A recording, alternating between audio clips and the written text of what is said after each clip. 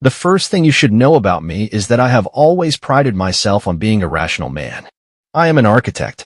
My world is one of blueprints and load-bearing walls, of stress tests and structural integrity. I approach life as I approach my projects, with a belief in a solid foundation, careful planning, and an unwavering focus on the big picture. I am not a man who jumps to conclusions or allows the messy, unpredictable variable of emotion to cloud my judgment. That is probably why, for 7 years, I believed my life with Clara was an unshakable masterpiece of design. We had a good run. It's a phrase people use to describe a successful project after its completion, before the final inspection reveals the hidden flaws. By all external accounts, our project was a triumph. Clara was the kind of woman who commands attention without ever demanding it. She possesses a rare, potent combination of fierce ambition and a vibrant, almost electric charm. I used to joke that she could convince a statue to step down from its pedestal, and honestly, I wasn't exaggerating. People didn't just gravitate toward her, they orbited her, pulled in by her confidence and wit. I was captivated from the moment I met her. It was at a friend's housewarming party, a chaotic symphony of loud music, mismatched furniture, and people shouting to be heard. I was nursing a beer in a quiet corner, conducting a silent structural analysis of the conversational bottlenecks and planning my egress, when she materialized in front of me. She was wearing a bright red dress, a slash of defiant color in a sea of beige, and a smile that could disarm a battalion. "You look like you're building an escape plan in your head," she said, tilting her head, her eyes alight with a playful, knowing smirk. I laughed, a nervous, startled sound. "The emergency exits are poorly marked," I replied, surprised at my own quickness. We ended up talking for the rest of the night, two strangers building a small, quiet room for ourselves amidst the chaos. Things moved with an uncharacteristic velocity after that. Clara had a way of making the ordinary feel extraordinary. A simple trip to the grocery store became an adventure in culinary exploration.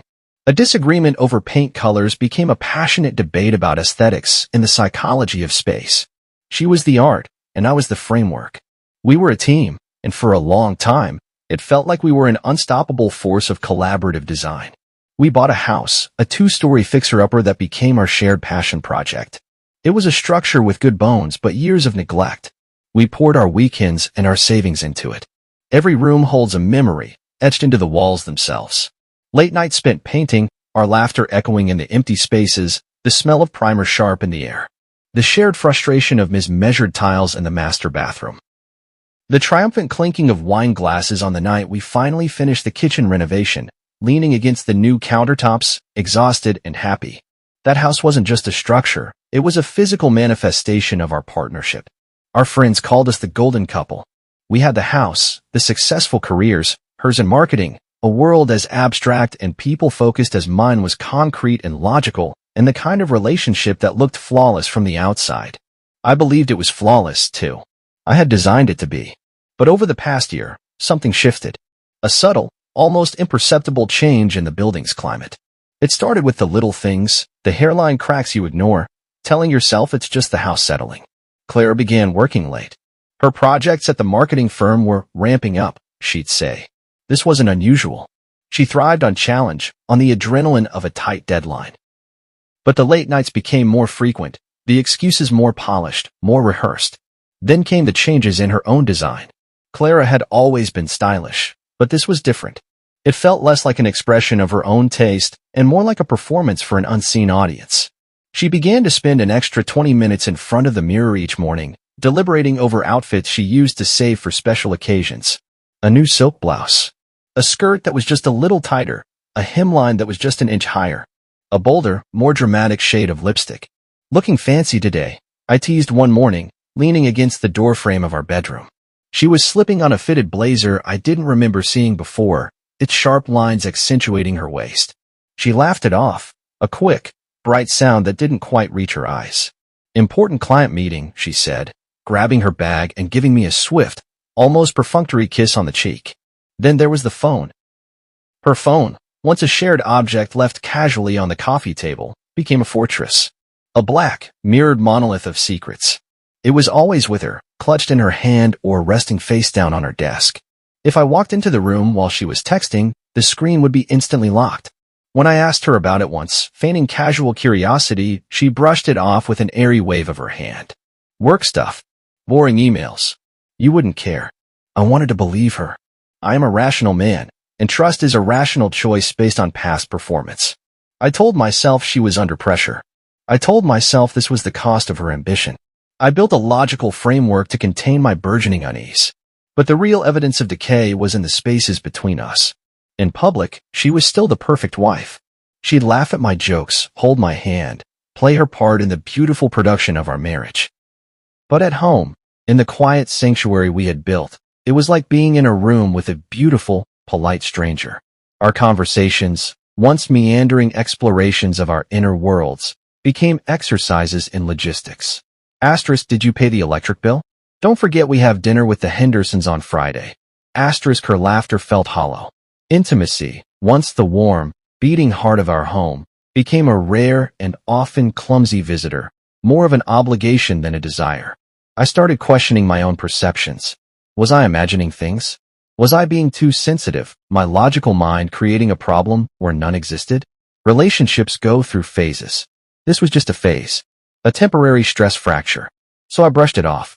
I told myself that I trusted Clara, that our 7 years of shared history, our beautifully renovated home, was a foundation strong enough to withstand any temporary tremor. I looked at the masterpiece we had designed, and I refused to see the cracks spreading across its walls.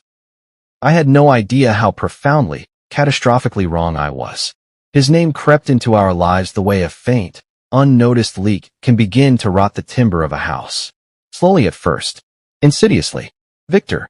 Clara mentioned him casually one evening, during one of her animated, post-work debriefs.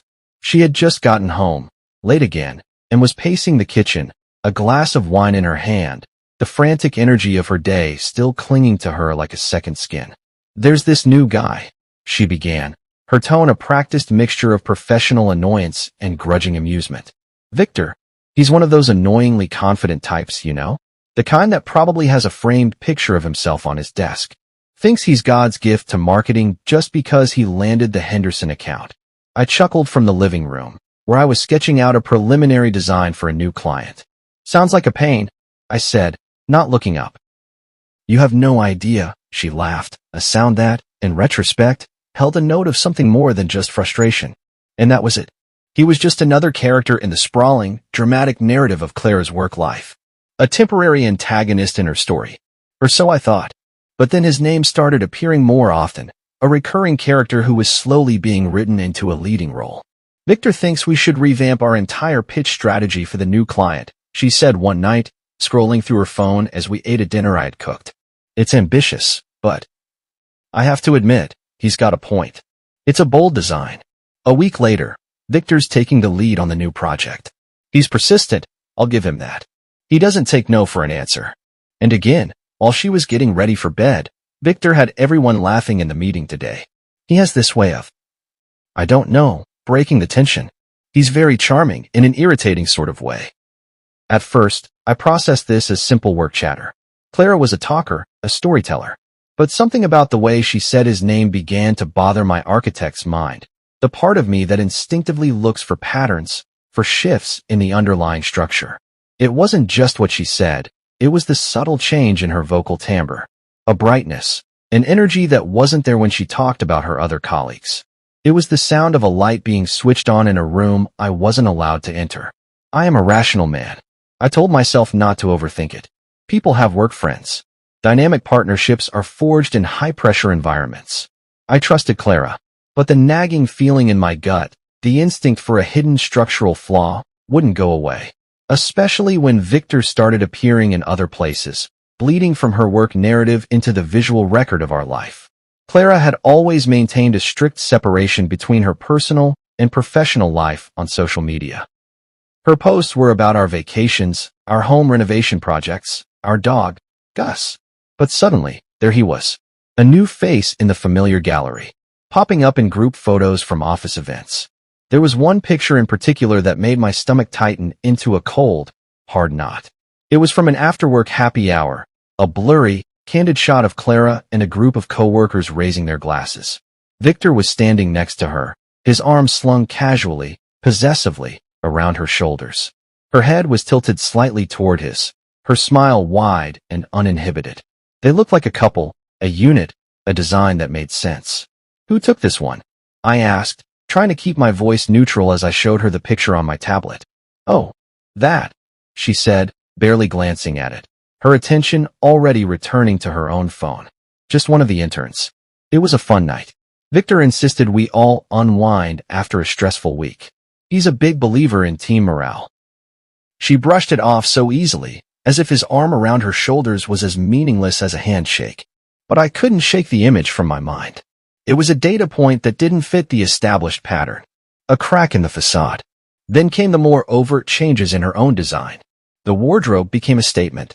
Clara had always dressed professionally, with a classic, understated elegance. But now, there was an added layer of effort, an intent to be seen. The skirts were a little more fitted, the blouses were made of silk instead of cotton, the heels were a little higher. One morning, I watched as she tried on 3 different outfits before settling on one, a ritual I'd never seen before. "You're looking sharp today," I teased, leaning against the doorframe. She smiled at me through the mirror, a quick, practiced flash of her teeth. "You know how it is. Got to look the part if you want to get ahead. Since when do you care so much about impressing the marketing department?" I asked, half joking, a desperate attempt to make light of the unease coiling in my stomach. She shrugged, still fussing with her hair, avoiding my eyes in the reflection. "It's just a competitive environment, James. People notice these things." It sounded reasonable. It all sounded so perfectly, maddeningly reasonable. But the accumulation of these small, reasonable changes was beginning to form an unreasonable, unsettling picture. Her newfound enthusiasm for office social events was another glaring red flag. She used to groan at the thought of team-building retreats and after-hours networking. Now, she seemed to be actively seeking them out. "We're having another happy hour this Friday," she announced one evening, scrolling through her calendar on her phone. "Another one?" I asked, raising an eyebrow. "That's 3 this month." "Yeah, it's good for morale," she replied quickly, her eyes still fixed on the screen. "For morale. Right." I wanted to trust her. I needed to trust her. To admit that my trust was eroding was to admit that the central pillar of my life was failing a stress test. But deep down, I couldn't shake the feeling that Victor was becoming more than just a coworker. He was becoming a project. Her project. I told myself I was being paranoid. I told myself Clara loved me. We had a good marriage. A solid design. Didn't we? But the doubt lingered, a quiet, corrosive agent, eating away at the foundation of everything I had built my life upon. The red flags, at first, were subtle whispers in the background of a noisy room. But as the weeks bled into months, those whispers grew into a steady, deafening roar that I could no longer rationalize away. Clara's late nights at the office became the new normal, a standing entry in our shared calendar. The excuses were always plausible, delivered with a casual confidence that almost made me doubt my own sanity. A tight deadline. A last-minute client request. A team brainstorming session that ran long.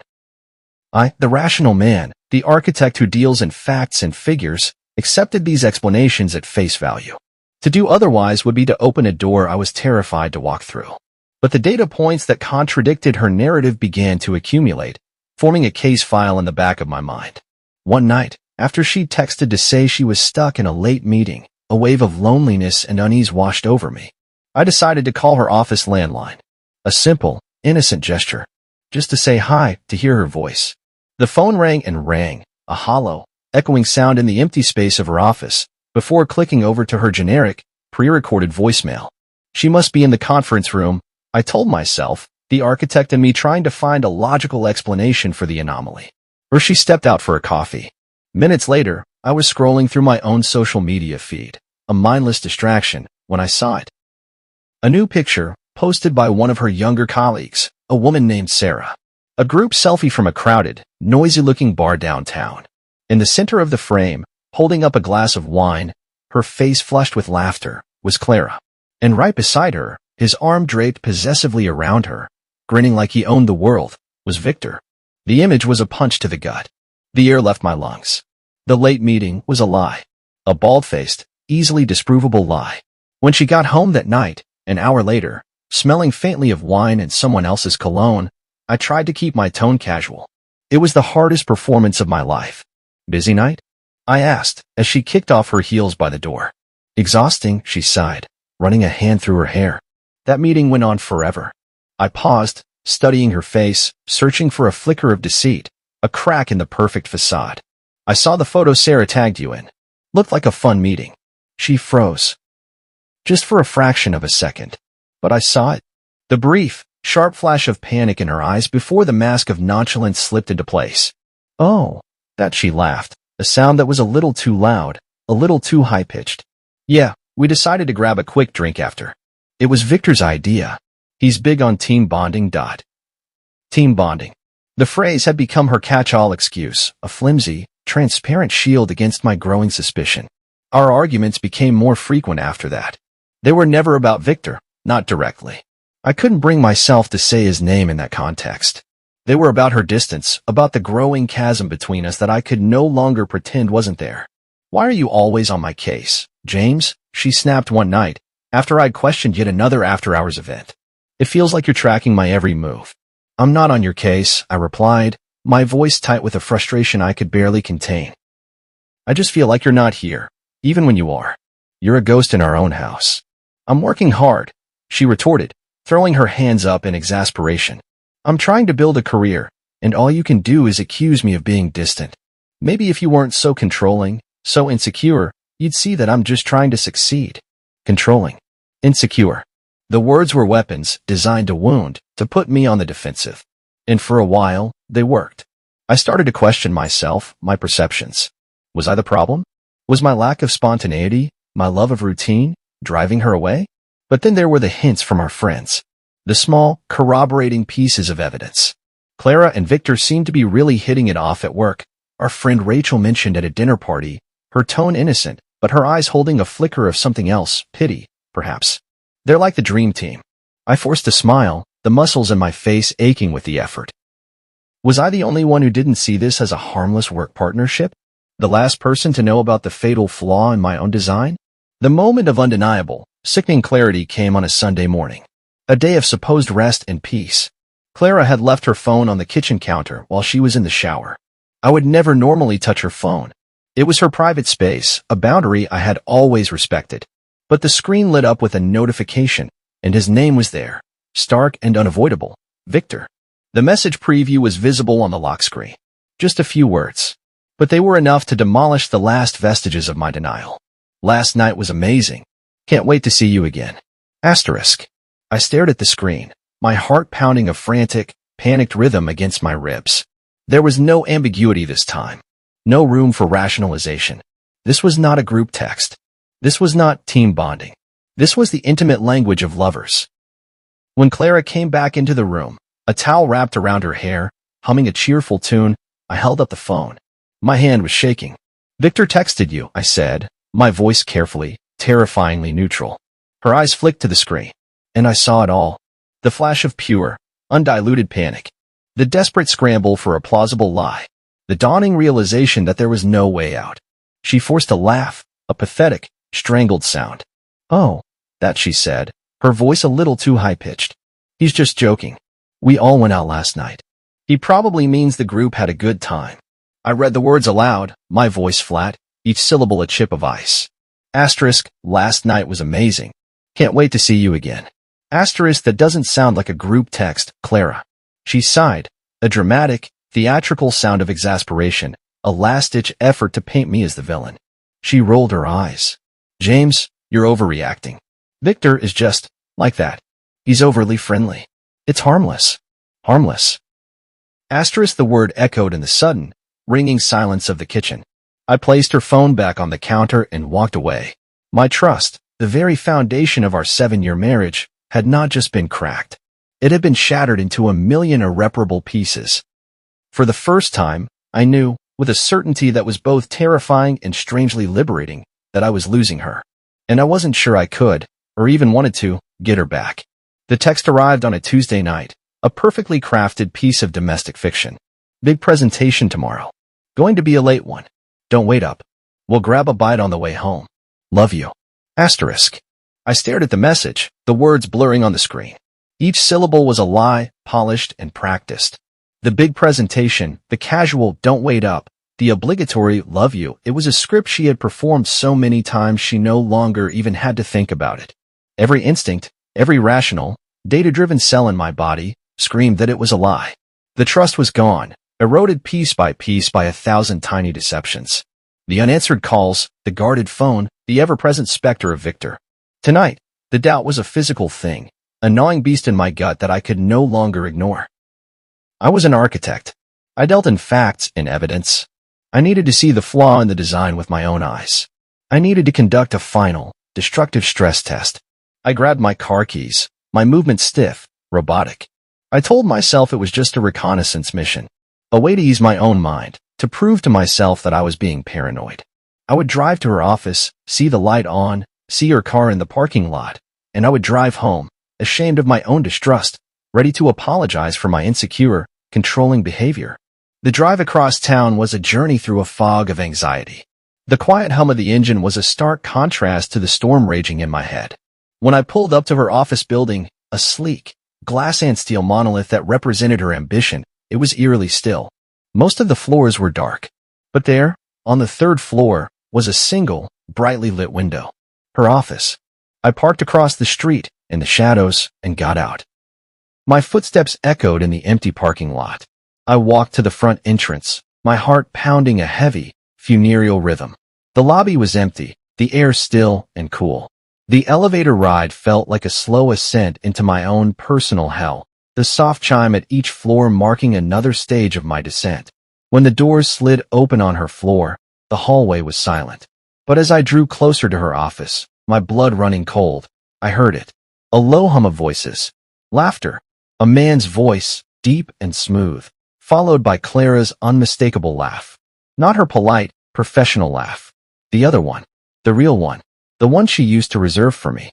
My stomach tightened into a cold, hard knot. I crept to her office door, which was partially ajar. My hand rested on the cool metal frame as I peered through the crack, a voyeur at the scene of my own life's demolition. And there they were. She was sitting on the edge of her desk, her legs crossed, her head tilted back in a gesture of pure, uninhibited pleasure. Victor was standing in front of her, leaning in close, his hand resting high on her thigh, his thumb making slow, deliberate circles against the fabric of her skirt. Her own hands were tangled in his dark hair, pulling him closer. Their lips were locked in a kiss that was anything but innocent. It was hungry, desperate, a kiss between two people who were not just co-workers, not just friends. Time stopped. The world narrowed to that single, obscene tableau. I couldn't breathe. I couldn't think. I could only stare, as the last remnants of my denial, my hope, my love, were incinerated in the fire of what I was seeing. I don't know how long I stood there, a ghost haunting the hallway of my own life. Seconds? Minutes? It was an eternity. Then, a sound tore from my throat, a low, guttural sound of pure, unadulterated pain. Clara. My voice was a blade, cutting through the charged silence of the room. They sprang apart, their movements frantic, guilty. Victor jerked back, his face a mask of pale shock. Clara slid off the desk, her hands flying to smooth her skirt, a pathetic, reflexive gesture of trying to fix something that was irrevocably broken. Her eyes were wide with a terror I had never seen before. James, she stammered, her voice a strangled whisper. What are you doing here? What am I doing here? I repeated, my voice rising, shaking with a rage that was so profound it felt like it would tear me apart. That's the question you're asking me right now? What in the hell are you doing, Clara? Victor, ever the smooth operator, the man who thought he could talk his way out of anything, tried to interject. Look, man, he started, his voice a placating murmur. This isn't what it looks like. The sheer, insulting stupidity of that phrase, the classic refuge of the guilty, broke something inside me. The rational man, the architect who believed in logic and reason, was gone. In his place was something primal. Don't, I snarled, taking a step into the room, my vision narrowing to a red-tinged tunnel. Don't you dare. I crossed the room in 2 strides and grabbed him by the collar of his expensive, tailored shirt. Not what it looks like. You have your hands under my wife's skirt, and you're going to tell me it's not what it looks like. His eyes darted to Clara, a silent, desperate plea for help. James, please, she cried, stepping toward me, her hands outstretched. Let's just talk about this. Talk, I barked, shoving Victor back against the wall with a force that surprised even me. The impact sent a framed poster crashing to the floor. You want to talk now? After this? Victor struggled against my grip, his confident demeanor crumbling into raw panic. Hey, easy man, let's talk about this. I wasn't listening. The rage was a physical force, a current running through me. I grabbed his arm, the one he was using to push me away, and I twisted. I put 7 years of love, a year of suspicion, and a moment of shattering betrayal into that single, violent motion. The sound of his arm cracking was loud and sickening in the quiet office. His scream was a high, piercing thing, a sound of pure agony. He crumpled to the floor, clutching the now grotesquely angled limb, his face a mask of pain and disbelief. James. Clara's shriek was sharp, terrified.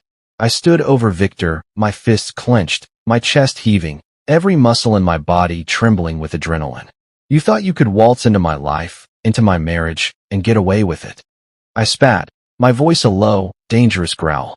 Do you even understand what you've destroyed? He didn't answer. He was too busy writhing on the floor. James, please, Clara said again, her voice a trembling whisper. She reached out to touch my arm, but I pulled away as if her touch were acid. Don't, I said, turning to face her, my eyes cold. Don't you dare try to make this about me. You did this, Clara. You betrayed me. You brought him into our lives.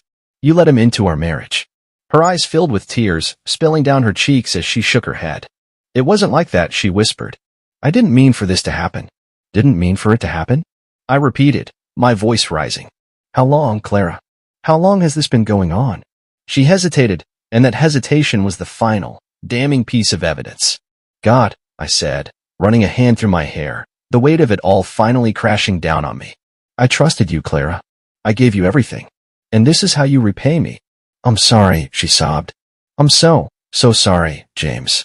Please, we can fix it. Fix it. I laughed, a bitter, hollow sound. You think we can fix this? After this? Do you even realize what you've done? She stepped closer, desperation written all over her face. I made a mistake. I'll do whatever it takes to make it right.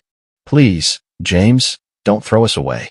I stared at her, at the woman I thought I knew, and I felt nothing but a vast, cold, echoing emptiness where my love for her used to be. There's nothing left to throw away, I said quietly. With that, I turned and walked out of the office, ignoring Clara's cries and Victor's groans of pain.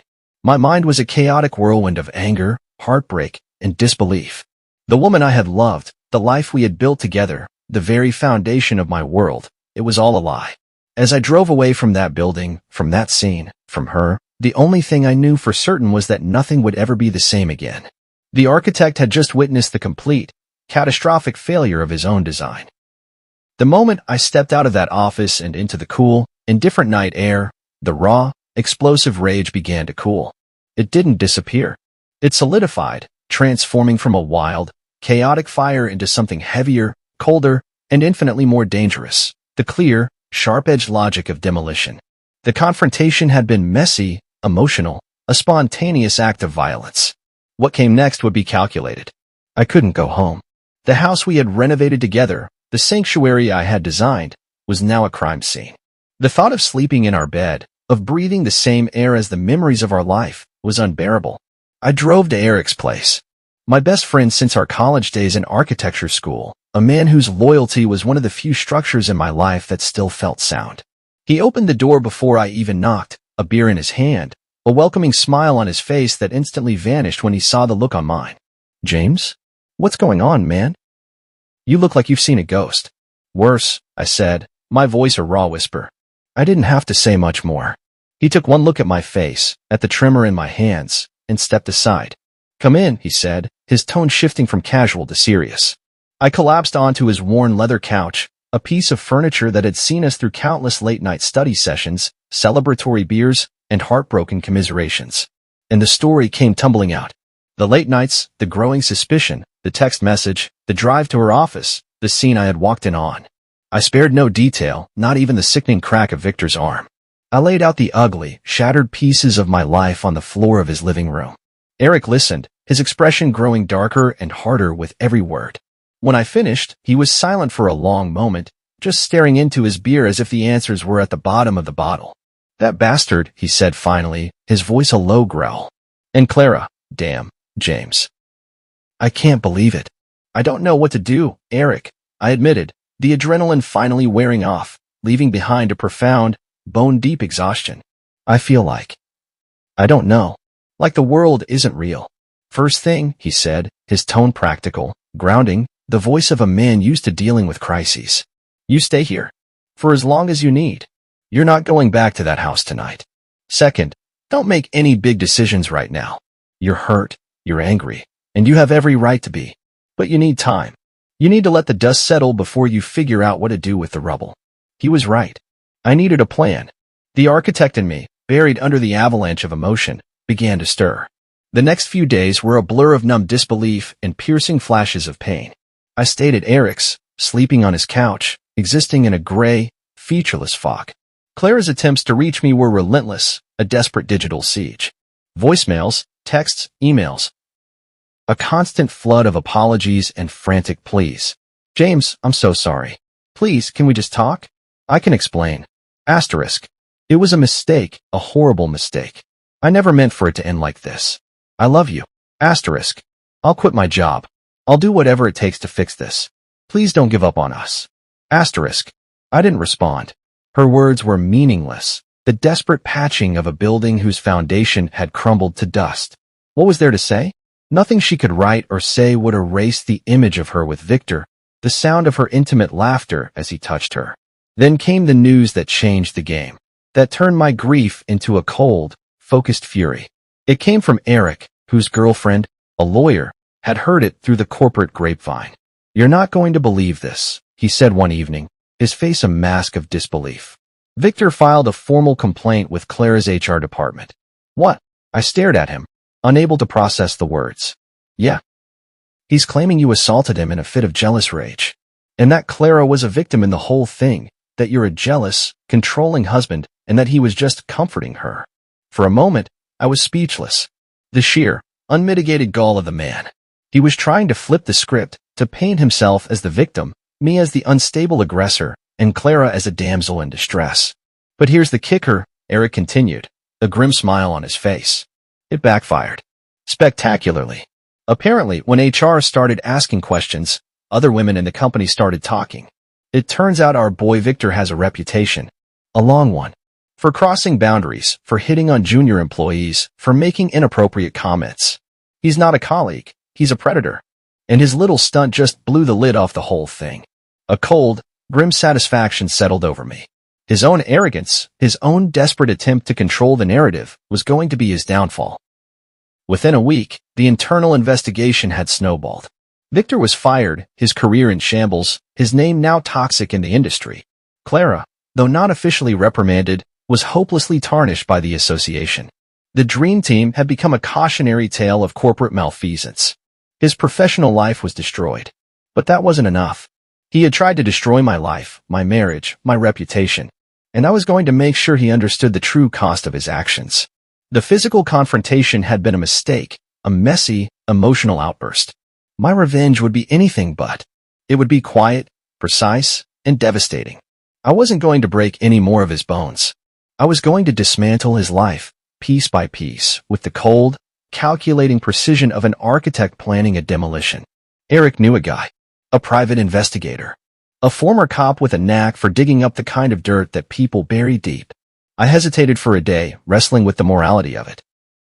Then I remembered Victor's smug face, the complaint he had filed, and the hesitation vanished. I made the call. I needed to know everything about Victor. His finances, his marriage, his secrets. Every hidden flaw in his own personal design. The PI was good. Frighteningly good. Within a week, I had a dossier. A detailed blueprint of Victor's fraudulent life. He was deep in debt from a series of bad investments and a secret online gambling habit. And his wife, a wealthy woman from a prominent family who held the purse strings, was completely in the dark. The plan formed in my mind, a cold, elegant piece of architectural design. I created an anonymous, encrypted email address. I compiled the most damning evidence, the gambling records, the secret credit card statements, the evidence of financial mismanagement, into a neat, easy-to-read package. A report on the structural instability of her husband. And I sent it to his wife. The fallout was swift and catastrophic. She froze their joint assets.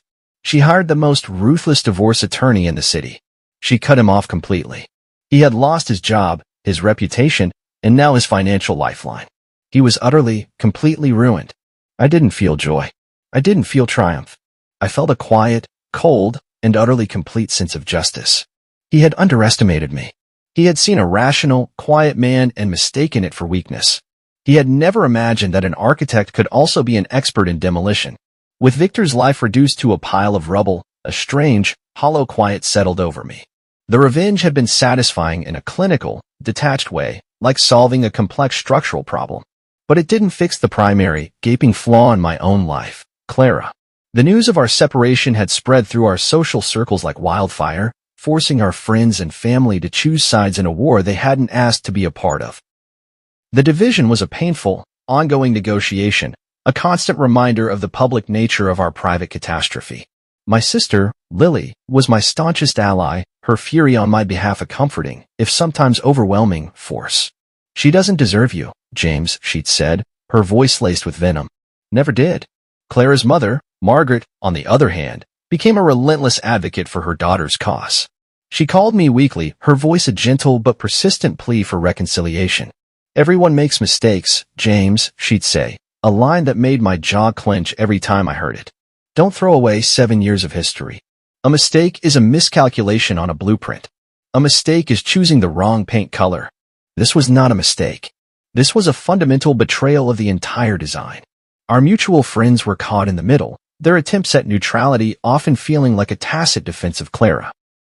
"Violence just complicates things, James," our friend Rachel had said, referring to my confrontation with Victor. They didn't understand. They couldn't. They were looking at a single, ugly event, not the long, slow decay that had preceded it. The decision to file for divorce was the final, necessary step in the demolition process. I sat in my lawyer's office, a calm, professional woman named Marissa, and laid out the facts. The infidelity, the confrontation, the aftermath. "You have clear grounds," she'd said, her tone all business. "The primary complication will be the division of assets, especially the house." When Clara was served with the papers, the real battle began. Her initial reaction of tearful pleading quickly morphed into a cold, hard anger.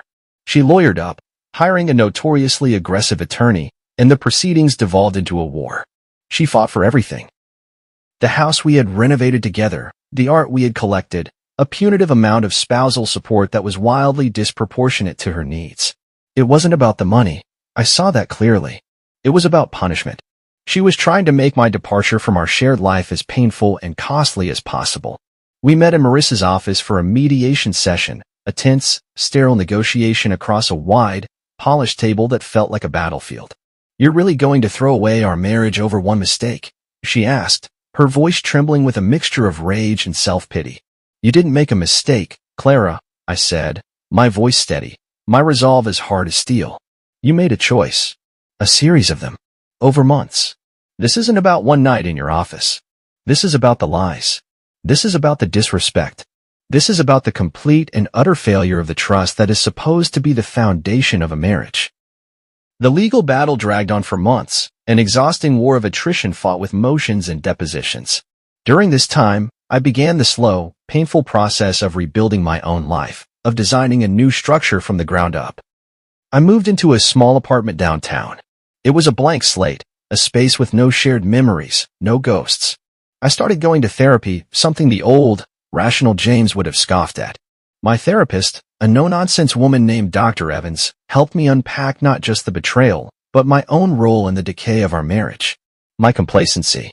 My emotional reticence. My tendency to retreat into the predictable logic of work instead of engaging with the messy, unpredictable emotions of a real, living relationship. "A building needs maintenance, James," she'd said during one session, a metaphor I couldn't help but appreciate. "You can't just build it and expect it to stand forever against the elements. You have to check for leaks, for cracks, for stress fractures. A relationship is no different." The words stung because they were true. I had taken Clara for granted. I had assumed her vibrant energy was a permanent fixture, a self-sustaining source of light, not something that needed to be nurtured and protected.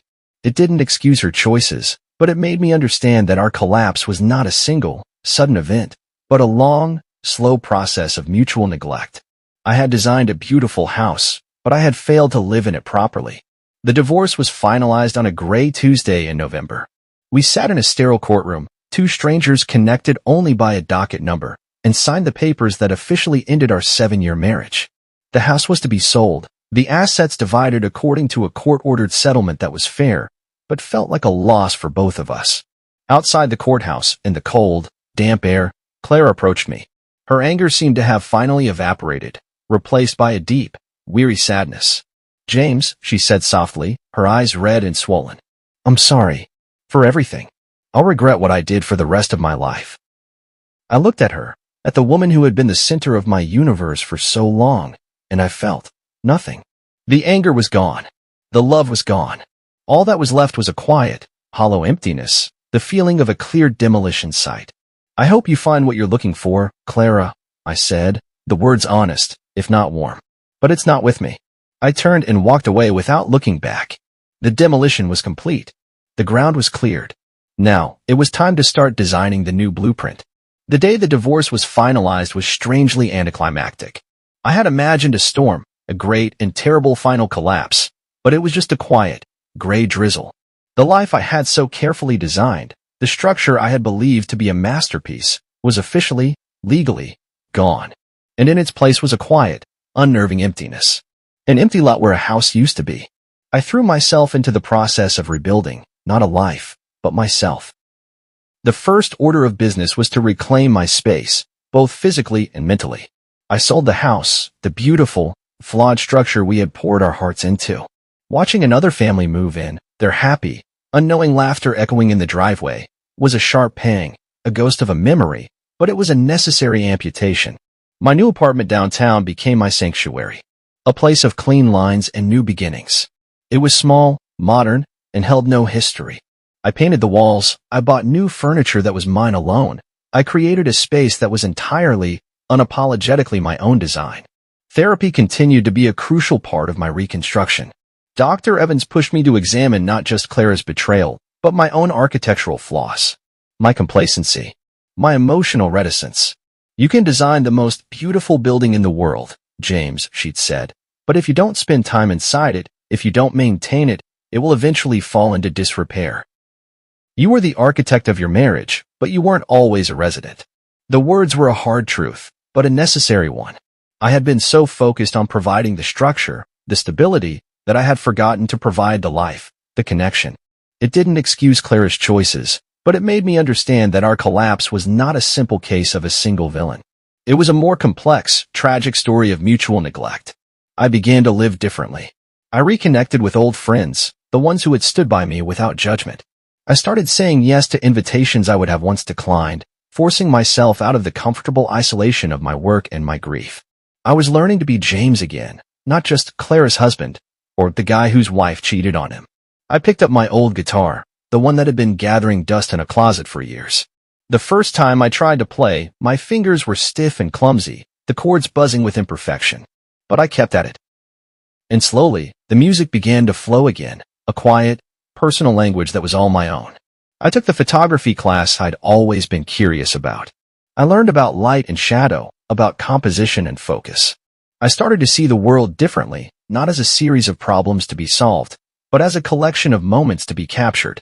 It was at a local art gallery, an event for a new photography exhibit, that I met her. I was standing in front of a stark, black and white photograph of a decaying building, its beautiful, classical facade crumbling to reveal the stark, steel framework beneath. It was a picture of ruin, but also of a strange, powerful beauty. It felt familiar. "It's beautiful, isn't it?" a voice said beside me. I turned. She was a woman with kind, intelligent eyes and a quiet confidence that was a world away from Clara's dazzling, demanding charisma. "It's honest," I replied, the word coming out before I had a chance to think about it. Her name was Sophie. She was an art historian, a curator at a small museum. We started talking, first about the photograph, then about art, then about life. The conversation was easy, natural. There was no pretense, no performance. She listened with a genuine curiosity, a quality I realized I had not experienced in a very long time. She asked what I did for a living. "I'm an architect," I said. "So you build things?" She smiled, a simple, warm expression. "I'm trying to," I replied, the words holding a double meaning she couldn't have understood. We exchanged numbers before she left. It wasn't a dramatic, cinematic moment. There were no fireworks, no earth-shattering connection. It was quiet, simple, and felt right. Meeting Sophie wasn't a magic cure. The scars from Clara were still there, deep and permanent parts of my own structural history. But it was a new data point, a suggestion that a different kind of design, a different kind of life, was possible. I didn't hear much about Clara after the divorce. The rumors that filtered through the grapevine painted a picture of a woman adrift. The affair with Victor had been a fleeting, destructive thing that had offered no real solace. Her career had stalled. She was struggling to find her footing, a woman who had demolished her own home and now had nowhere to live. I felt a distant, detached sadness for her, but no desire to re-engage. Our project was over. The site had been cleared. My relationship with Sophie grew slowly, organically. It was built not on fiery passion or a whirlwind romance, but on a foundation of shared interests, mutual respect, and long conversations over coffee. She was patient with my emotional baggage, with the walls I still had up around my heart. She didn't try to tear them down. She just waited for me to open the door myself. One evening, months after we had started seeing each other, I told her everything. About Clara, about the house we had renovated, about the betrayal, about the ugly, violent revenge. I laid out the ugly, complicated blueprints of my past, expecting her to be shocked, perhaps even repulsed. She listened without judgment, her hand resting gently on mine. "It sounds like you've been through a demolition," she said when I had finished. "I have," I admitted, my voice a little raw. "Good," she said, her voice soft but firm. She squeezed my hand. "That means you have a clean slate. A chance to build something new. Something stronger. Something with a better design." And for the first time, I truly believed it. The future was no longer a terrifying, empty void. It was a blank page, a fresh set of blueprints. The old James, the rational, complacent architect who had mistaken a beautiful facade for a sound structure, was gone. The new James, the survivor, the man who had walked through the wreckage and learned from the fatal flaws in his own design, was just beginning to build. And this time, he was going to make sure the foundation was sound.